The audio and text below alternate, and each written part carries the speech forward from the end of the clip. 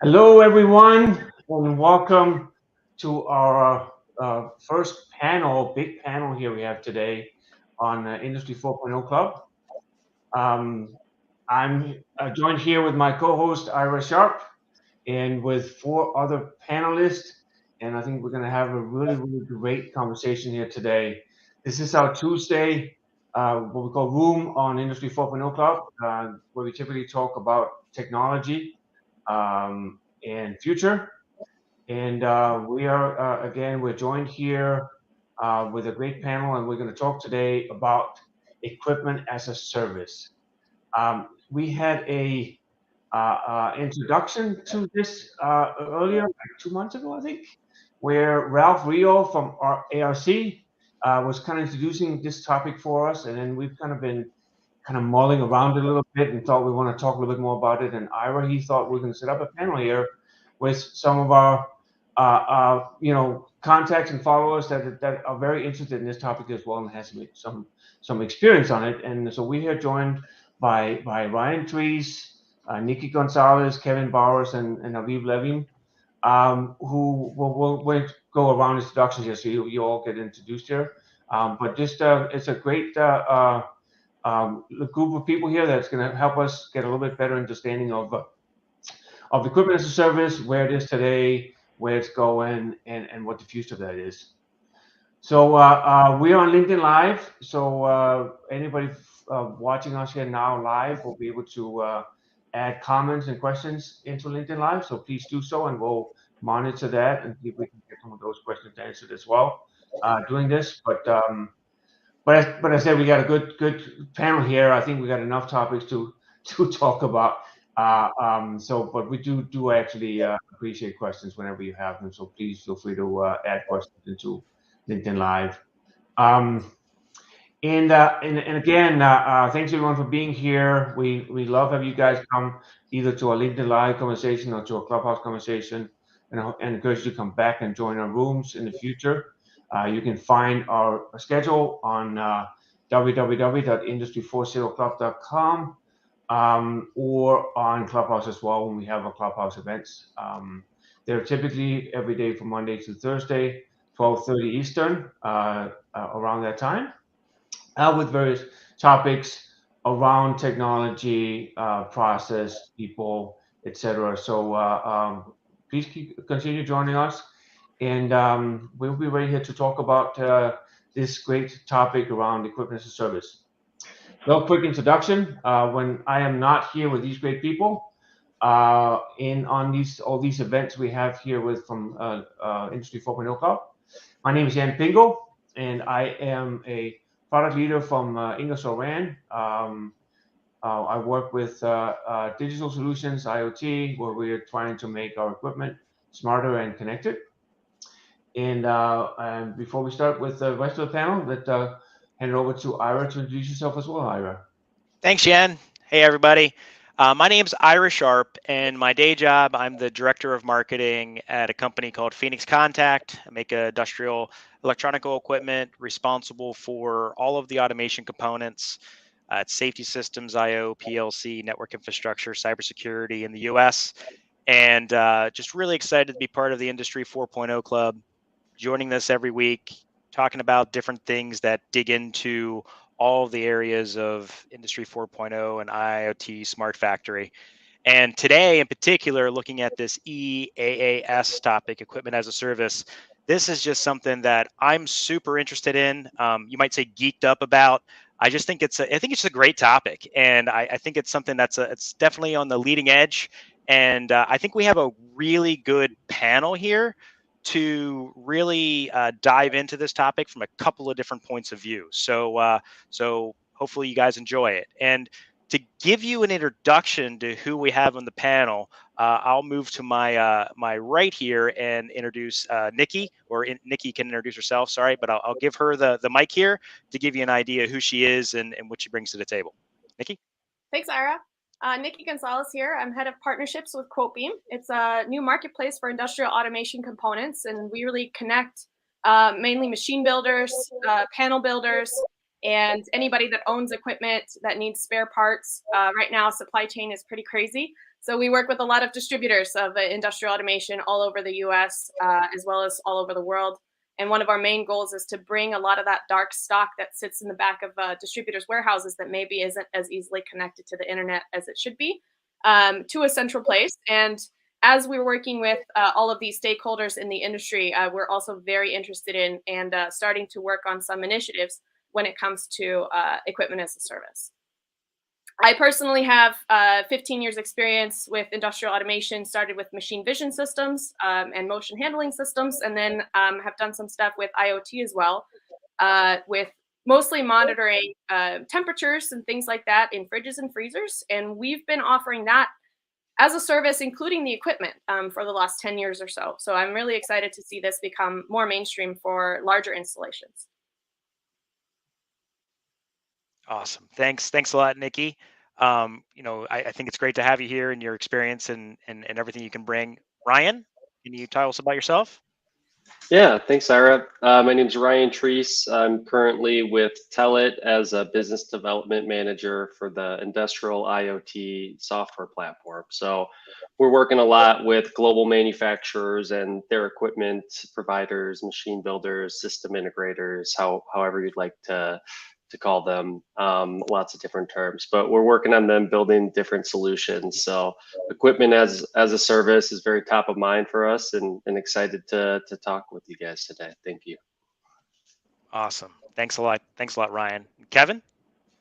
Good morning, good evening, everyone. My name is Kevin Bowers. I'm the Director for Field Services Research at TSIA. TSIA is the Technologies and Service Industry Association. It's a for-profit research institute and industry association. I focus, as I said, on field service. So anyone that manufactures equipment that goes on a customer premise and needs to address it, we work with that, business model transformation to the topic of today, as a service, a digital transformation, and optimizing service delivery. Prior to that, I ran field service for an industrial equipment company, a machine tool company here in the States, service and parts and a contact center.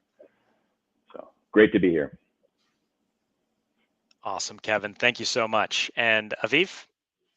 Hi, so I'm Aviv Levin. I'm co-founder and the chief product of Utilligent. Utilligent is an Israeli startup that is focused on professional equipment. Today, when we speak about AI and equipment, we always think about industrial equipment. But there is actually a much larger market that is also mission critical, and that's the professional equipment that we have in hospitals, pharmacies, retail chains, food chains, and so on. This equipment has very little capabilities around data collection and AI, but still it's a mission critical equipment, and in that market there are almost no available solutions out there, and we are providing that solution, both for the OEMs and for the equipment owners. Awesome. Thank you. Thank you very much, Aviv. Yeah, so, great. so Yen, did you have something else to add there? No, just saying great introduction. As I mentioned before, this is a great panel, different aspects in all different areas here to talk about this topic. So, Ira, he's prepared a couple of questions here. So let's start with that, and let's get going with the conversation. Sounds great. So I'll get things kicked off here with a really high level overview and what this topic is, and I see that already kind of made its way into the chat. You know, EaaS stands for Equipment as a Service. And, you know, the thing that I find so interesting about this is really the core of what it is. And when you look at the industrial space in particular, the common model is a manufacturer, an OEM, builds a machine, or a machine builder builds a machine, and they sell it to a user, and that user then uses that machine to make materials and, you know, perform operations, whatever it is, and it becomes a capex expense for the operator. And the idea of equipment as a service shifts the paradigm a little bit and has the asset really being owned by somebody that's not the end user. And then they provide that machine so someone really is paying for it as a service. And that as a service can really evolve in a couple of different ways. It could just be time on premises, it could be operations, it could be really sky's the limit in how you're actually being charged for that as a user. And there's a lot of different ideas behind this as to what the advantages and disadvantages are. Um, it's definitely a very different model, and that's what I'd like to unpack here today and evolve it. But when I look at it from an end user perspective, the person that's actually going to be utilizing the machine, the major advantages are you don't have to carry that asset on your books. It's not something you have to worry about the maintenance of, at least not the same way that you do your traditional machines. Because that risk, that asset cost is then shifted towards the OEM or whoever is ultimately providing you that service. So those are your advantages. Your disadvantages is you may have to relinquish some data that you may not otherwise want to relinquish because you have to provide maybe some information on how often it's being used. It's something you have to pay for ongoing. You know, you think of maybe like your Office 365 subscription today that you have on your PC versus years ago when you would just buy Office and you'd buy it one time and it would last you a while. So there's advantages and disadvantages of that. If you're like me, you're still using the one from 2003, milking it along and trying to make it work. But you know the best thing to do is to subscribe to that service and get the latest and greatest features and functions. So as a user, those are the advantages and disadvantages. And as a producer, you know, there's some advantages and disadvantages there as well. As the person making the machine or providing the service, you, instead of getting one lump sum for the equipment, you can get paid over a long period of time in smaller increments that could very potentially and should amount to a much higher level of income. It just spread out over a longer period. And then the additional piece of this is you can get more information about your systems and machines operation over time. So you can potentially improve its functionality and operations, which can give you a lot more insight in how it can improve over time. So there's a lot of advantages. And the big disadvantage towards the manufacturer is now that is on your books, right? You're carrying that asset, so you have to deal with that. So there's a whole host of technical, financial, really just built into intellectual property and how things are traditionally done in business that are part of this, and how well it will succeed or not succeed, or what the growth trajectory looks in this. Personally, from my opinion, I think it's got a lot of legs for a lot of different reasons. But there's definitely some studies out there, and I know there's some strong opinions on how this will evolve over time. And I know, Kevin, and from your point of view, you know, rather than just kind of talking high level here, I mean, what are your thoughts on the market outlook of equipment as a service, or EaaS? Well, thank you. It's you know, market outlooks are tough sometimes, but you know, here at TSIA, we've been tracking public financial data for large technology and hardware companies for 15 years, and there's really two trends that we've seen happening here. One is the product commoditization, right? You know, product revenues have been declining and really steeply over the last 8 years. And then service revenues, you know, professional services, field services, all these types of things, subscriptions have been increasing. And the second trend is customers really only pay for what they use, right? So as you said, in the traditional model, hardware manufacturers, they'll just build a new product with more features and try to push that into the market. But the customers are starting to say, well, I don't even use all the stuff I have now. Why am I going to spend money for something else? So that's where services has to jump in and start to take up the slack for the product revenue, and that's not appearing. And really, that's where equipment as a service comes in, right? It's the point here is, there's lots of definitions for it, right? But what we like to say is in the S in EaaS doesn't stand for subscription or solution. It's for services, right? Your technology is a service. So you have to have a little value add on top of just giving them access to the technology.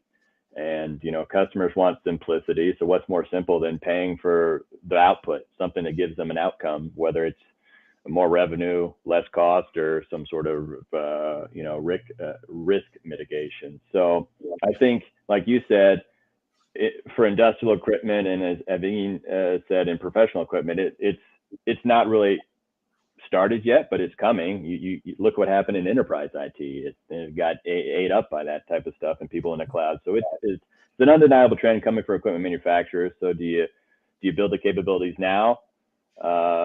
Or not, is I think the question. So the market is robust, I believe, as you said, Ira. Thanks, Kevin. Just opening up the floor here. Does anybody else have anything to add to that at all? So I can talk a little bit about just coming from an OEM. The equipment as a service is really the kind of culmination of the servitization path, so to speak, that a typical manufacturer has, right? They sell a piece of equipment, they add some services to it, they add more services, they take more and more responsibility, all the way up to like uptime guarantees and stuff like that. And so the equipment as a service is really the culmination of saying, well, all the other elements, you still got to buy the asset to begin with, and then I'm going to add services, which will be some percentage typically of the machine. There's some service level that you'll see that is based on use. So, for example, like if it runs more, it's going to cost more to maintain, and so that there can be some service level that it's a little bit based on how much you use it, but not necessarily to where equipment as a service is, where it's really tied back to, or it can, and for customers probably should be tied back to, if I can do it based on my output I'm going to be producing is the one I'm going to be getting my revenue from. So if it's number of parts that I'm making, well, then I can say, okay, now I know exactly what the cost of each part is based on my equipment, as opposed to having some equipment that's sitting there. So it's really a combination of the servitization path that a manufacturer can have. But again, you mentioned, Kevin, the idea of software as a service, right? We're all doing that today, more or less. We all have Salesforce, or we have Microsoft Office 365, or whatever it is. But it's different from that perspective, that it's still run on the facilities owned by the vendor, like the cloud, whatever, right? Whereas the equipment as a service, now the equipment has to actually sit in the end user's facility. So there are some things, and I think that's part of what is the reason why we don't see as much of it yet. But it makes so much sense. But it's the barrier to get into it. There's a lot of things you got to think about before you can actually get there. And I think it's not just initially from an OEM perspective. It's really from an industry perspective. What can we change on tax laws and insurance laws and other things, right, in order to make this actually happen? That's it's a good ad there, yeah. And when you really look at that, there's at the end of it, right? There's two core pieces of this, and it seems obvious, right? But there's the equipment provider, right? And then there's the equipment user, and it's a matter of where the focus is and what the advantages and disadvantages are of each one of those. And I think you touched on some of the areas of the OEM perspective, or the equipment provider perspective. Ryan, from your point of view, I mean, what would you say are kind of some of the advantages and disadvantages from an OEM's point of view, or the equipment manufacturer's point of view with equipment as services? Yeah, great question. So there's a few main advantages I like to think of from when I was selling capital equipment. We were selling at the time polyurethane and different composite machinery. So it's a highly technical process from the tooling, but it's very service heavy equipment in the field. So if you're a machine builder and you have the technical expertise to know your common failures and you know your product really well, you can plan ahead for that, putting in, I like to think of check engine lights, right? So the total customer experience, if you have a machine provider for a manufacturer, and if you're the production or plant manager and you get a phone call or an email saying, hey, we noticed that this equipment is starting to trend in this direction, and we've correlated that with this type of failure. Can you dispatch someone on site to take a look at that and investigate? Versus getting a phone call from the plant manager when he says, hey, our production's down and we need to supply our customer in a panic. Those are two completely different customer experiences. So I think that's going, the customers that do it really well, that have that expertise and knowledge that they can leverage, they're going to increase their customer overall experience. Now, on the opposite side of that, if you've built your business on more just doing a commodity, bare bones equipment, and then you make the money up on the service model, some companies will sell equipment at cost or a little bit less with making it up in expensive service contracts.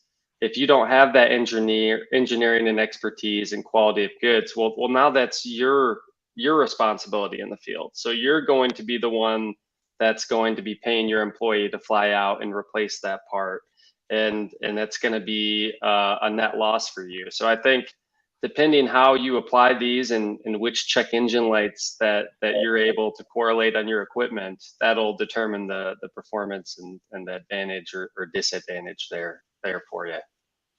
It's either a profit or a generator or it's going to eat into your profits there. So to quote a movie, you're saying it's a profit deal, huh? No, I'm just kidding.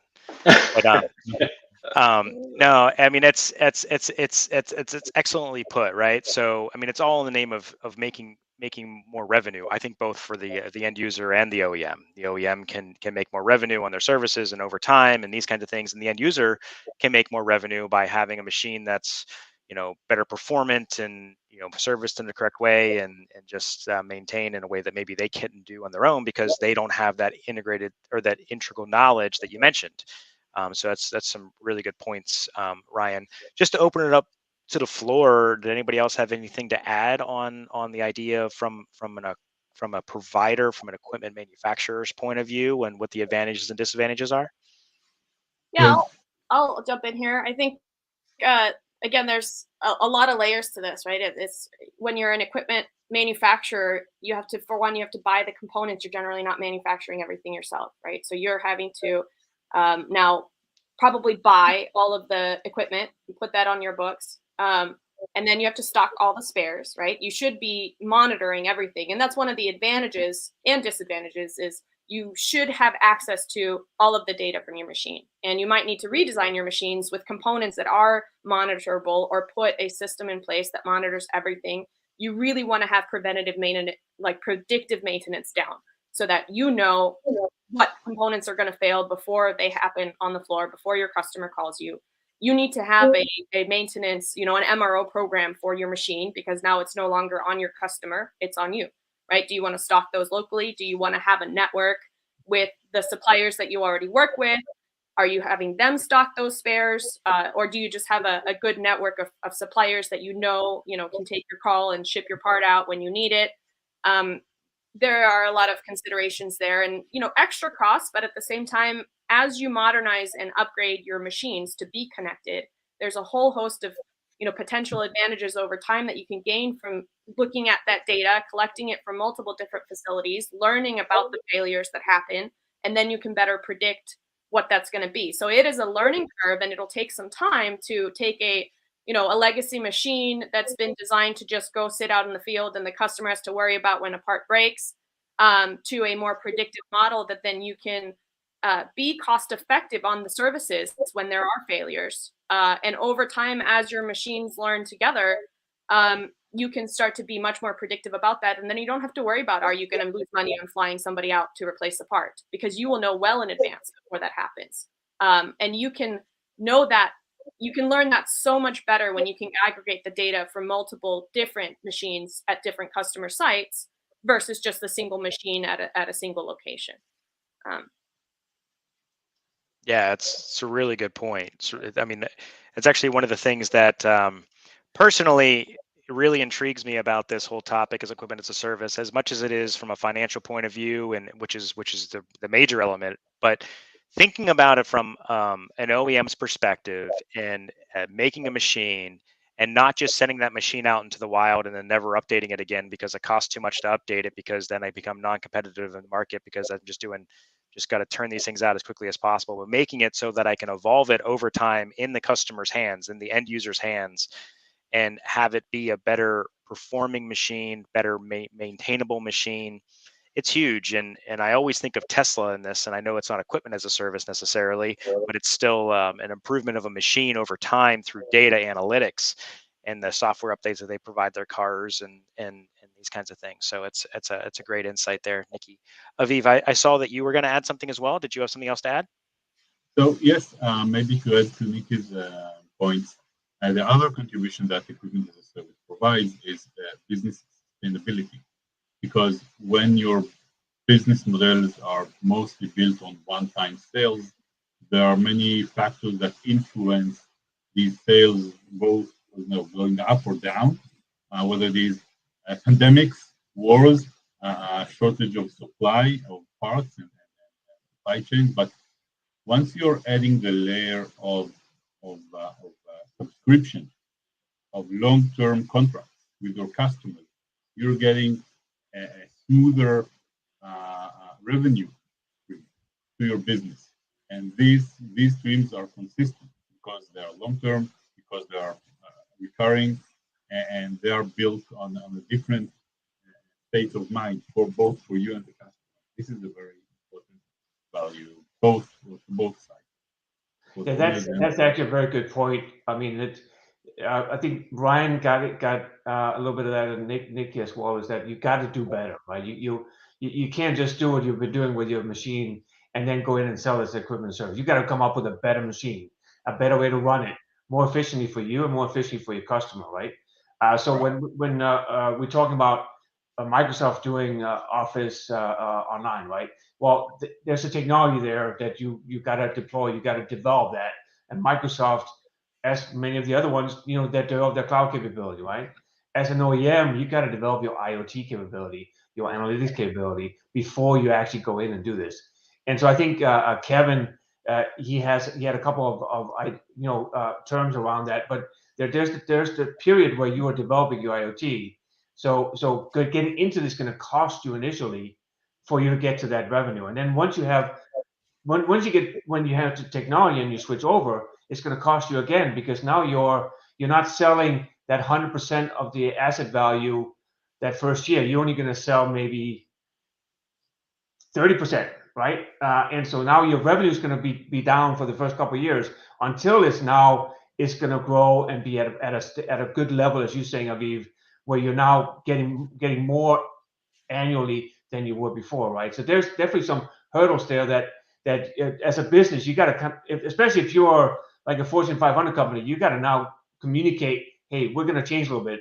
We're going to invest here. We're going to do something different. And then Iris mentioned it too, that the customer doesn't have to have the asset on the books. Well, if you're a Fortune 500 OEM and you're suddenly going to say, hey, I'm going to have now a whole lot of assets on my books, you got to communicate that as well. There's definitely some changes there that you got to get, but the gold at the end of that rainbow is big, so it's definitely going to be worth it if you can get to it. Yeah, it's really great points. So just thinking about this conversation, equipment as a service, of course, it's providing the equipment as a service for an operation at a user. And we took a look at how this looks from an advantage and disadvantage standpoint of the person making the machine or providing the service. But what about the person actually utilizing the machine? Nikki, from your point of view as an actual user of an equipment as a service product, what are some of the advantages and the disadvantages to an end user? Well, I think for one, it makes the barrier to entry so much lower. A lot of manufacturers are struggling to increase their throughput, or they have labor shortage issues, and they also just have a lack of sophistication and attention. And so investing in a big capital equipment that they maybe are not 100% sure is going to produce for them, or maybe they don't feel like they have the workforce to support and maintain that machine properly, particularly when it comes to more sophisticated, more expensive, more connected machines, which overall can have a much lower cost of ownership, but they're a bigger risk up front for that investment, that capital investment. That really, I think, opens up the doors to more small to medium-sized manufacturers being able to invest in the equipment that they really need to be successful, and to be able to increase their quality and their throughput to be more competitive in this now global landscape. Demand for products is not going down. In fact, it's going up, but we have to figure out how do we reshore in order to be able to have more resilient supply chains, right? So producing more at our manufacturers is really important. But it's difficult for them oftentimes to both understand how to analyze the ROI of a big capital expenditure on a new machine. There are a lot of direct and indirect costs that you can look at, and it's so much more than just the throughput of the machine, but making that a recurring cost that you can equate with some output makes it much easier, I think, for them to analyze their risk and to be able to get into adding equipment as their throughput increases or as their needs increase, without having to worry about, okay, do I have the people to maintain this? Am I going to be able to utilize the machine 100%? All kinds of things like that, because they now have both a very stable and predictable cost of running that machine, because generally, everything should be included, right? Your maintenance, that you're going to have uptime. You're not going to have a huge downtime surprise that's going to cost you millions of dollars because you're not producing something, because this machine that you spent all this money on all of a sudden isn't working. You now have this partnership with the company that produced the machine to where they should be responsible for that output. And you can build that into your risk model a little bit. And I think it's much easier to sell that to a manufacturer than a capital expenditure. I think also, it is a path to providing more up-to-date and, technologically advanced machines to manufacturers that otherwise would not invest in that, because it's a given. It has to be connected. It has to be collecting data. It has to be learning in order for it to be a feasible as a service model. And therefore, it kind of ups the game of all the equipment that's going into our manufacturers. And over time, we can see a lot more efficiency. There's also a whole host of new companies in the marketplace. There needs to be partnerships in this. Not every OEM or machine builder is going to be able to go at it alone and upgrade all their equipment and sell it as a service. You need, cooperation between the component manufacturers and the machine builders, and possibly companies that do the financing and are able to build out those channels and the services and things like that. So there's a whole host of sort of new companies in the ecosystem that can enable this properly, including marketplaces that, there's a whole lot of inefficiency in our economies. And a lot of it just has to do with visibility, right? There's no transparency.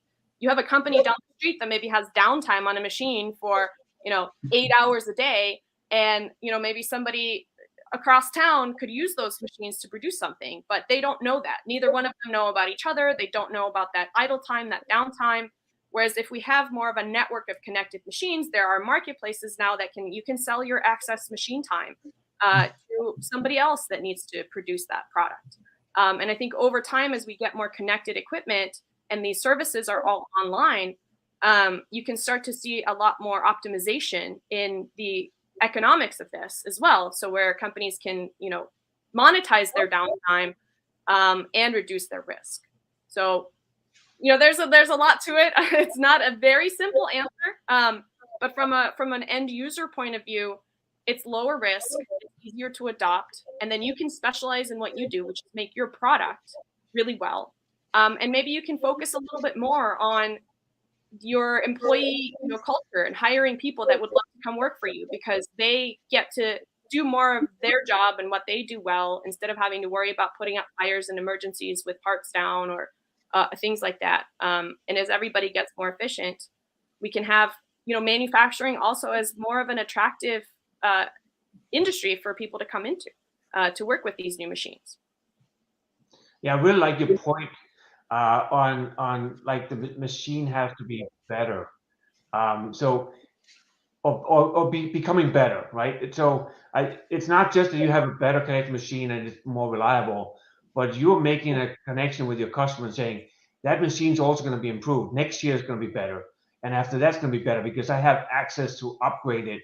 I can do things to that machine that I normally wouldn't do. I think Ira was one mentioning the Tesla. Tesla example is really interesting because they invested in software on a car. Yep. And you're like, at the time, what are you doing, right? Why are you putting all that into the car? But right now, people have bought a Tesla because in a couple of years, they can take their hands off when they're on the highway and it's going to drive on its own, right? It's like a promise that you're buying, that this car is going to be better and better and better without me having to get into the shop and put something new in it. It's just going to be better because it's connected and it's improved. So that as you said before, you have to provide a better service, better machine, but you also got to provide something connection to the customer that says it's gonna continue to be better. It's gonna improve what I do over time because it is that type of machine. Yeah, and I think we see a lot of investment right now in the robotics as a service space. So there's some new startups, and their promise of AI, right? And I've had some people say, why are VCs throwing all this money at these companies? They're just making the same old stuff and they're, financing it. You might as well lease equipment. And, their AI isn't anything special. Well, the thing is, these things take time, right? So you have to have the data. You have to be able to take the time to learn properly from the data. So you need to have an installed base in the field. But it's the promise of that installed base that over time, that value materializes. You'll never get there if you don't start. Same thing with Tesla. If people didn't buy those cars before they really had all those features with that in mind, that I know that I'm going to get a software upgrade, every time they come out with something new. And then once they had enough cars out there on the road, guess what? They learned from that. But it is definitely one of those things that doesn't happen overnight. Right. I agree. We often say both the customer and the OEM, they have an end problem, right? The customer is never going to be able to buy enough equipment to have a big sample size to do any of that predictive stuff. And the OEMs, if they can't convince the customers to connect and, a penny in and a pound out and showing the benefits of gaining all that data, nothing's going to get there quickly. So I see OEMs struggle a lot to explain that value proposition to the customer. Like you said, in the open IRA, customers may think that it's a disadvantage to give their data. It's not. I mean, if you give the data, then all of a sudden, OEMs can see, oh, people in your vertical do this at this time. And with these things, they have all these scenarios that they can analyze and dive deeper in that the customer will never see. So I think it's a little bit about selling the value of that connectivity as well. Yeah, I think there's a lot of value in that. And this comes down, this is a common, whether you're talking about EaaS or you're talking about other digital transformation type of things, and you're talking about data, the idea of how valuable is that data. In a lot of cases, in the initial steps, it's not valuable. It's collection and it's a cost center. And Tesla, I think, is a good example. Another example that I like to use is the NFL, right? So, you look at NFL, they banned head-to-head collisions. Well, why did they ban head-to-head collisions? Well, they found out that they were causing long-term effects on people and their operations and motor skills down the road because of brain damage. Well, how did they figure that out? It's from sensors that they put inside of helmets and evaluating the collection of the data and how those hits hurt people early on, and then followed those people through their lives to see what the effect was. In the initial onset of that, it's a cost center to collect that data. You could argue whether the game became better or worse because of that, but the fact of the matter is people are now safer. So, and you can use those types of data and analytics for all different types of things. And who knows where that can take that kind of thing. I realize that's sports. We're not talking about machines, but it's still data. And it's how that data can be applied to change operations and systems in the future. So just yet another example. Maybe just to add one more thing is that equipment as a service is all about data. And data has impact. impact that goes beyond just the, without disrespect, just around just for the predictive maintenance and so on. Once you start to collect data on a large scale, you will have the ability to provide other services, and both from the OEM side and both from the owner side. And that impact is, it's very hard to quantify or point what that will be. But for owners, for example, one of the impacts is that they will be able to manage their fleets. They have fleets of equipment. What does this fleet do? How efficient is it? And so on and so forth. How much should we invest in procurement next year? How much of the fleet should we replace? Now, these are questions that are being asked all the time, and they don't get answers for that. But once you add equipment as a service and you start to collect data at scale, then you will get these answers. Yeah, it's absolutely, it's really good. And you're right. I mean, it is really about it. I mean, a big part of it is the data, because without the data, you can't realize what the ROIs are on either side. So it's an important piece of all of this. So Aviv, as we're talking here, it's great. Equipment as a service. We're taking equipment, we're putting it in the hands of somebody else. We're offering a service. We're able to maintain it better. We're able to get more information about it. We're able to make it smarter, better over time. From a user's perspective, we can't scale up as fast with traditional CapEx type of equipment. Maybe we can scale faster and focus more on what we do best, which is making widgets or producing whatever materials, and not have to worry about the day-to-day operations. Now, it is very clear that equipment as a service is a paradigm shift to the traditional way of doing things. And with that comes all sorts of challenges. And I'm sure this list could be very long. But Aviv, from your point of view, like, what are the biggest challenges from kind of a paradigm shift, an industrial shift, a mental shift, whatever it is in industry for equipment as a service? Wow. How many hours do we have? We have like 12 minutes, 18 minutes, something like that. So press. All right. So there are different barriers for each side. I'm thinking about the owner side and the manufacturer. So I think mostly from the equipment owner side, you will find equipment as a service provides transparency.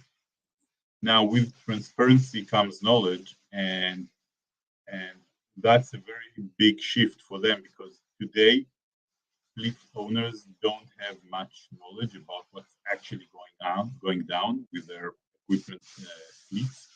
So they have already made some sort of modus operandi with their equipment. They maintain it, and they buy backup units, and they buy redundancy, and every year they procure additional equipment to replace the ones that they think they're old, and it's already built into the system.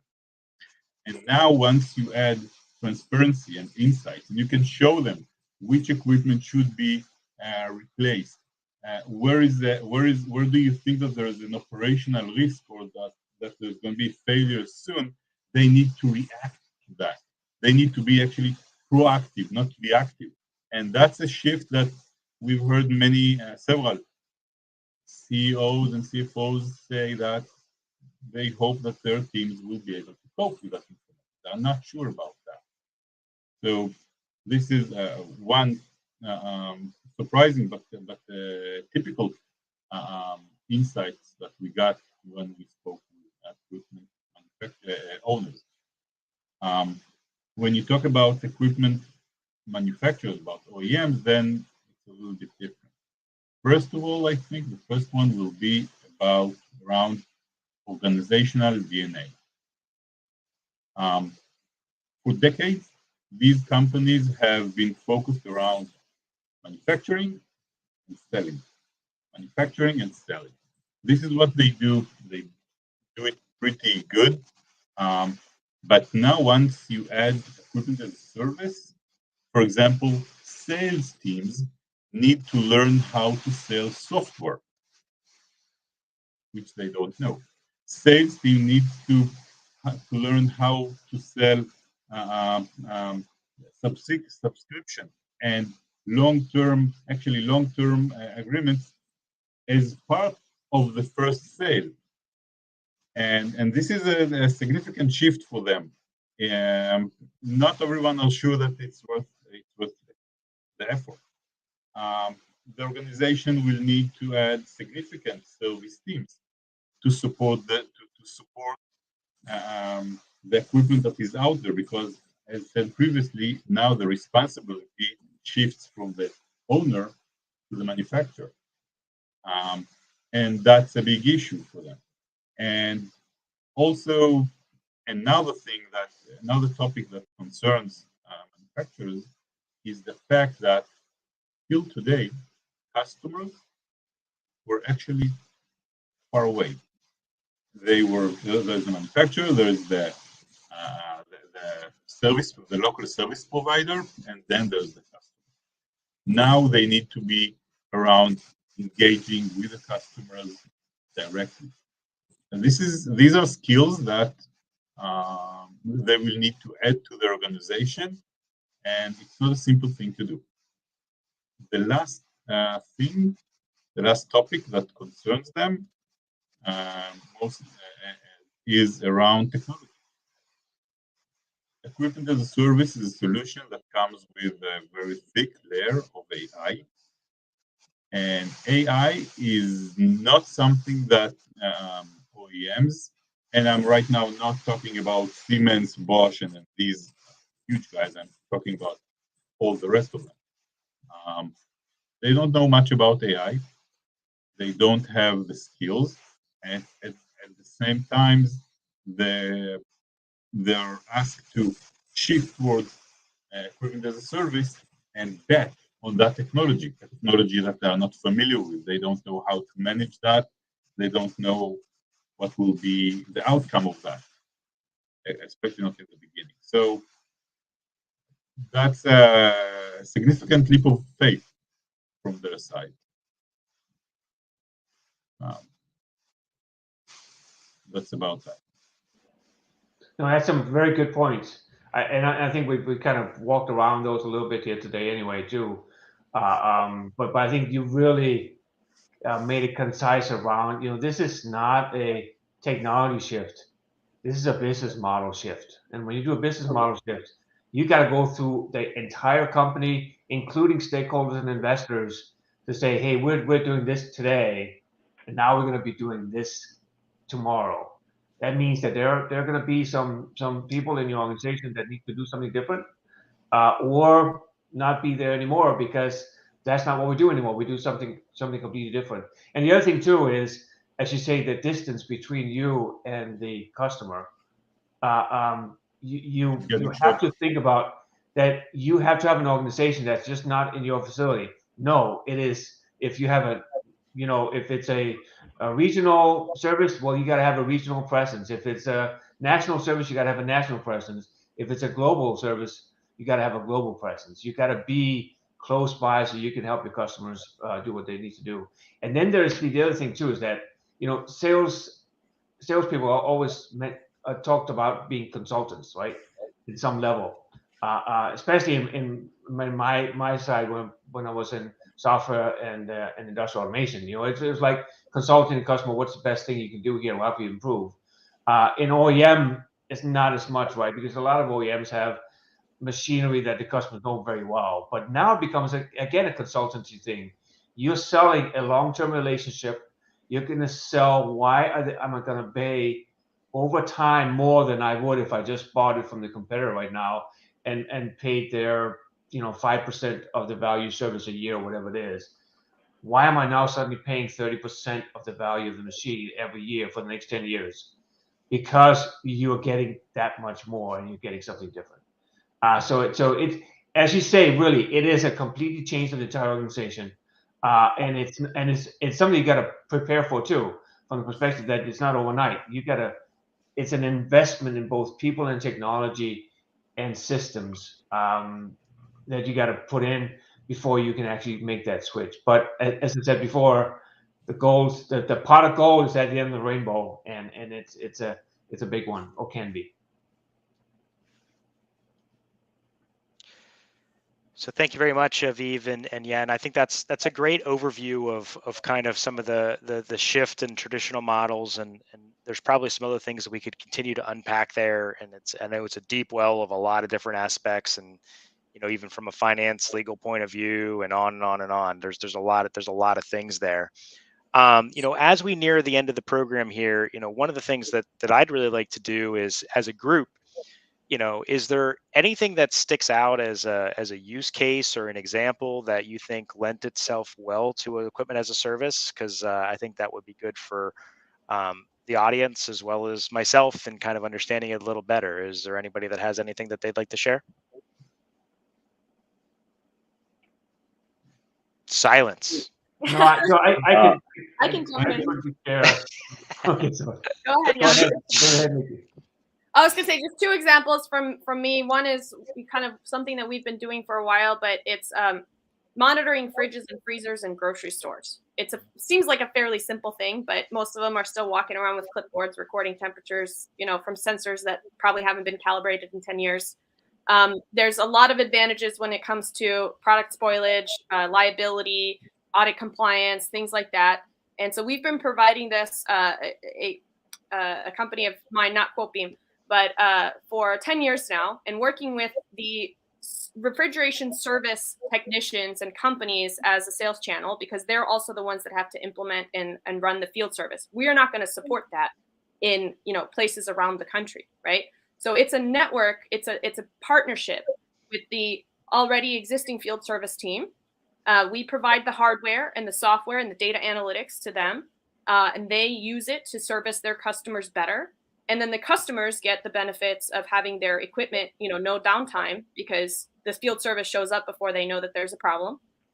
They save a lot of money on energy costs and audit compliance and different things like that. And those stores that have those systems have much lower cost of product spoilage over time. And so it's proven to be, in our experience, a great model. For us, we have to constantly update the hardware, software. It's telecommunications. It's been around for 10 years, so we've updated from 2G to 3G to, there's always something to update.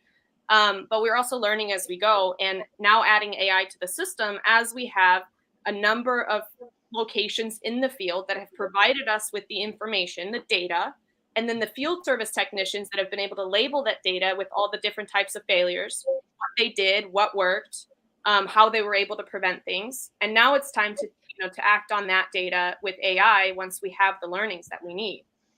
So that's an example that's proven to be extremely beneficial for all involved, but it's not something that we decided, hey, we're going to offer the whole package on our own. We don't have a field service team all around the country. We work with different regional and local HVAC and refrigeration service companies. Another example is a company that we are potentially partnering with at Quotebeam.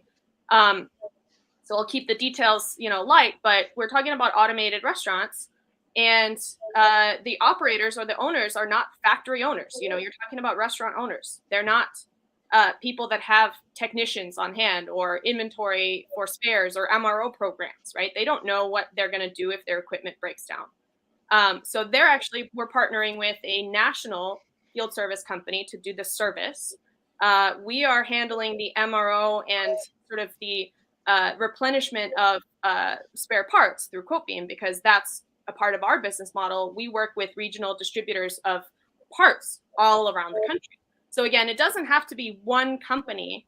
It can be a network or a partnership of multiple companies where whoever does their part of it best, you can partner up and work together. We can also, we're looking at options to work with OEMs they can just sell the machine as a capital piece of equipment. And there can be, sort of a middleman that handles the financing. So it doesn't have to be a shift 100% all at once. I'm going to go from selling my machines and get paid 100% up front to now I have to only get 30% on my books. There can be a hybrid where you work with companies that can, fill in the gaps for you. And that is something that I see as being extremely exciting. It's a challenge for some people to think, okay, I can work together. the pie can get bigger instead of me always thinking I need, my piece of the pie. So it's a shift in thinking in business models as well towards partnerships. Yeah, no, That's good. no, That's that's really good, powerful. good examples. Yeah. I was going to give an example. First, there's an example that has been talked about a while. I think it's an old one. I think it's Rolls-Royce, that when they sell airplane engines to Boeing, etc., they're actually charging by flown mile. I think it is. And Not so mile time.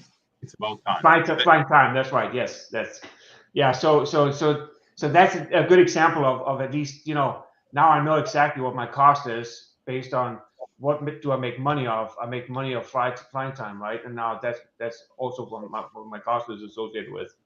The other thing I was going to mention is in my industry, on heavy equipment in the compressed air industry, we have traditionally been struggling with this, and I've been mentioned to me a couple areas. There's tax issues, there's insurance issues, there's ownership issues. So one of the examples that we have in order to accomplish something like this is what we call air over the fence. And that means that we as a company would buy a piece of land next to our customer and put a little building up there, put our equipment in it, and then have a pipe running across that fence over to the customer. And we're now providing air as a service to the customer. But again, it also explains a little bit some of the issues is that it would be a lot easier if we didn't have to buy that land and build that little building, but could just put the asset on the customer's site. But there are some of those issues that we're still kind of struggling with to find what are the regulations and how do we make it happen. And then the last one I want to mention too is that there is this issue about assets on the books. And so I've heard about a couple companies that goes into a joint venture with a service company, and they build a third company that then owns all the assets. And now you don't have them on your books, and you just get the revenue, right? But so there are a couple different things you gotta think about, and the more examples that we hear about, I think the better it is for the OEMs to get a perspective of what makes most sense for them going into this if they want to, right? Yeah, Awesome. I will be happy to add to use cases also. So, adding to Nikki's remark, so we're doing the same thing, also both with cold storage that stores food, but also with cold storage that holds medicines, drugs, vaccines.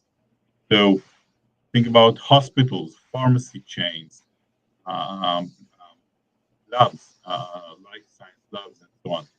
So they are storing very valuable content in all sorts of cold storage devices. And all that they have to rely on is their temperature sensor, which is a very sad joke because it will provide them no capabilities around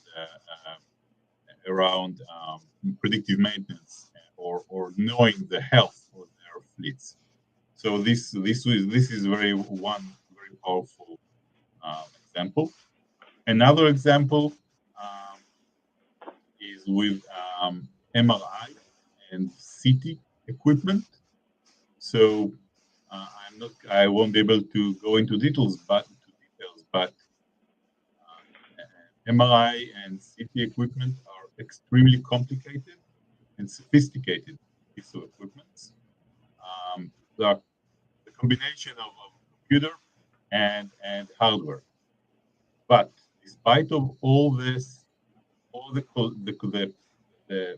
huge amount of data points that are being collected constantly, the analysis of this data is still challenging for the OEMs themselves. And based on our solution that provides both different type of new data points that today don't have, and also analytics capabilities, we can show them and actually enhance their analytical capabilities. This is another market now focusing on. Thank you for those. Yeah, thank you for those follow-up examples there. So I know we're running towards the end of the time here. So I want to be respectful of everybody's time, and want to take the time here to thank all of our guests for talking about equipment as a service here.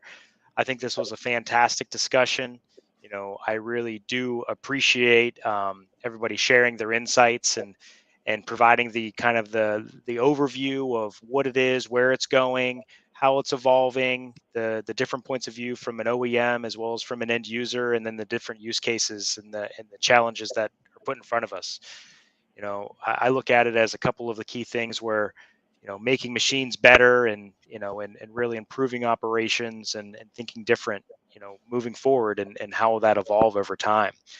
So I don't know if this cuts us off, Jan, or not, but maybe we can do one lap to see if anybody has anything to add.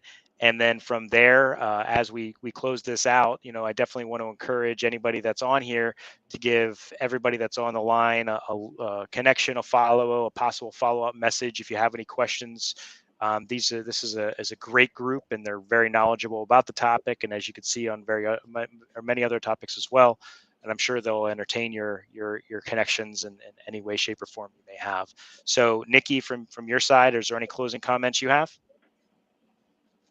I would just like to encourage everyone to think outside the box a little bit and outside of their organization, and think about how can you leverage partnerships to potentially get a little further without the risk of taking on everything yourself. I've worked in software development, in AI and data analytics for demand planning and forecasting, and one of the things I've really seen is large organizations, when they take that waterfall approach to big transformational projects, it can be a huge success or it can be disastrous. And my advice is always take small steps that incrementally add value to your business. Even if the next step fails, you've gotten somewhere. And I think this is one of those topics that's going to take a while. It's not an overnight success, and don't always approach it, how can we do everything on our own, but how can we take small chunks and who can we work with in order to see the most likelihood of success with the least amount of risk. Thank you. That's great advice. I hear it as let people do what they do best, and then partner up and do it collectively better together. So that's fantastic. Ryan, from your side? No, I had a great time discussing this with everyone, and I hope to continue the conversation in the future. So thanks for hosting, and yeah, great time. Thank you, Ryan. Kevin? No, I think we picked a great topic. You can see by all the activity in the comments section, there's some very passionate people out there having a discussion right now. But I think from reading some of the comments as we talked here, one takeaway is I don't think that this has to be a light switch that every product in your portfolio goes equipment as a service. That's not practical. I think, all the famous use case, Rolls-Royce and all these other things, but even smaller manufacturers, if they segment the portfolio, choose one, start small, maybe not even the equipment, maybe it's the software on the equipment. There's lots of paths to the waterfall. Just like you said, Nikki, start small and keep being incremental in your approach, and you build up to where you can, software, a service, then the equipment, something like that. So I think it's all shapes and sizes, and it has to be because this trend is not going away. You can't run from it. So anyway, thanks for inviting me. It was a pleasure to have this great discussion today. Great to have you, Kevin, for sure. Aviv? So first of all, it was a pleasure, and I'll be happy to do that more. and of course, my small advice to the guys that listen is about focus. So equipment as a service and getting transparency is exciting. And once you start to speak about that, everyone gets an appetite. And you want to see more and you want to get more.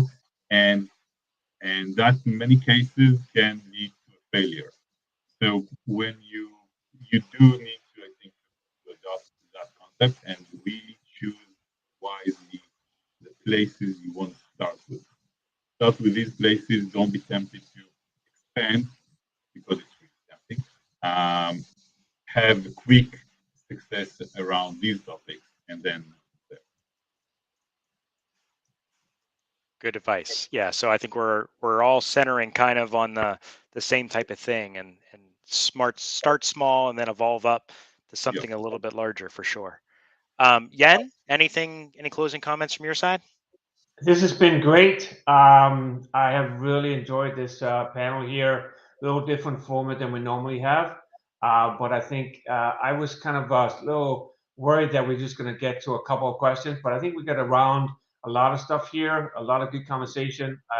Really enjoyed it. This is something that just as Ira, I'm passionate about too. Trying to find the right way to do this and then get to a point where we're all going to be better. Especially from with Nikki's comment there, think out of the box and try to partner and be able to do things better for everybody, right? And that's what this type of business model can actually do, right? So very interesting, and I really enjoyed this conversation, and look forward to something in the future. I don't think we're done with this topic completely. We've had 2 good sessions now, but there's tons of stuff you can talk to. And I also want to say thanks for the examples here. I mean that's what most of our listeners want to really see. What are others doing, right? And how are they doing it? And there's some good examples that we talk about today too. Yep. Sounds great. And again, one final thank you from our side at the Industry 4.0 Club and my side of kind of trying to set up this panel, and just appreciate everybody's time. So with that, I think we can go ahead and close it out, Yen. And thanks everybody, and have a good rest of your day. Thanks everyone. Appreciate it. Thank you. Thanks. See you later. Bye.